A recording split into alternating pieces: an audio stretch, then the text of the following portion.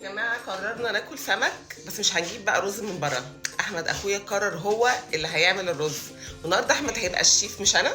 فهوريكم الرز الصياديه بتاع السمك. اول حاجه خلاص ضرب طماطم، دلوقتي بيقطع فلفل اخضر، وده بصل مفروم.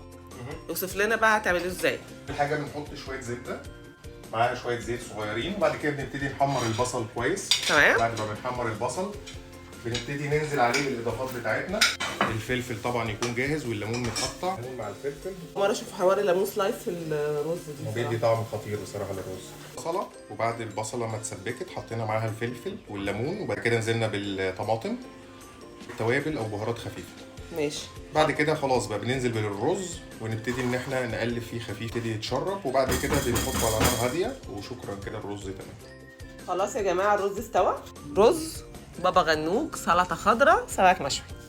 هدوق بقى على مسؤوليتك. هو وصيك بالفوز.